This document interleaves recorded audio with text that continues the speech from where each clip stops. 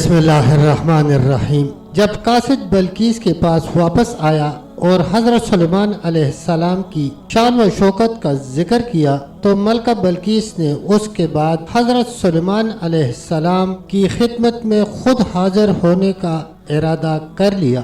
ہدہد نے یہ ساری رپورٹ حضرت سلیمان علیہ السلام تک پہنچا دی اور حضرت سلیمان علیہ السلام نے بڑے دربار میں یہ اعلان فرمایا کہ کون ہے جو بلقیس کے یہاں پہنچنے سے پہلے اس کا تخت یہاں لے آئے۔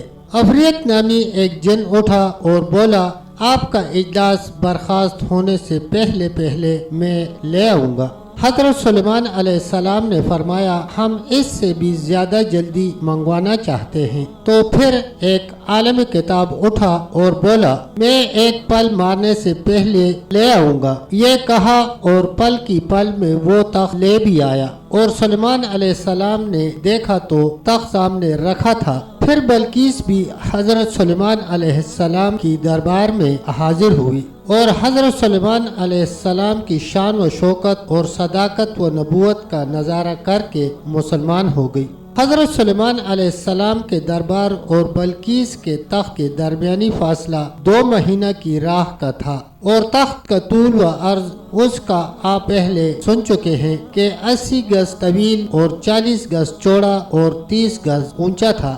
اتنی طویل مسافت اور اتنے وزندار ہونے اور اتنے محفوظ مقام میں ہونے کے باوجود سلیمان علیہ السلام کا ایک سپاہی اسے پل بھر میں لے آیا۔ تو پھر سلیمان علیہ السلام کے بھی آقا و مولا حضور سید الانبیاء صلی اللہ علیہ وسلم کے اولیاء امت ہیں، وہ کیوں دور دراز کی مسافت سے کسی مظلوم کی اعانت و حمایت کو نہیں پہنچ سکتے؟ وہ عالم کتاب وہ تخت لانے کے لیے بڑے دربار سے بلقیس کے محل میں گیا اور وہاں سے تخت اٹھا کر واپس آیا، مگر اس عرصہ میں وہ حضرت سلیمان علیہ السلام کے دربار سے غائب بھی نہیں ہوا اور مقام تخت تک بھی پہنچ گیا۔ معلوم ہوا کہ اللہ والوں میں یہ طاقت ہے کہ وہ ایک ہی وقت میں متعدد جگہ حاضر ہو سکتے ہیں، اور یہ طاقت حضرت سلیمان علیہ السلام کے ایک سپاہی کی ہے۔ پھر جو حضرت سلیمان علیہ السلام کے بھی آقا و مولا صلی اللہ علیہ وسلم ہیں، ان کا ایک وقت میں متعدد جگہ تشریف فرما ہونا کیوں ممکن نہیں؟ حضرت سلیمان علیہ السلام کے اس سپاہی نے 2 مہینے کی راہ کو پل بھر میں طے کر لیا اور پل بھر میں چلا بھی گیا اور آ بھی گیا۔ پھر حضور سید الانبیاء صلی اللہ علیہ وسلم کا شب معراج پل بھر میں عرش پر تشریف لے جانا اور واپسی تشریف لے آنا کیوں ممکن نہیں؟ تخت سلیمان علیہ السلام کو معا ایک لشکر عظیم کے ہوا اٹھا لیتی تھی، یہ نبی کا تصرف و اختیار ہے، اور جو انبیاء کو اپنی مثل بشر کہتے ہیں ان میں سے کوئی صاحب ذرا اپنی بیوی سمیت ہی کسی چھت سے ہوا میں چھلانگ لگا کر دکھائیں تاکہ دوسروں کو عبرت حاصل ہو۔ حضرت سلیمان علیہ السلام حرم شریف میں پہنچ کر ہر روز 5000 اونٹ، 5000 گائے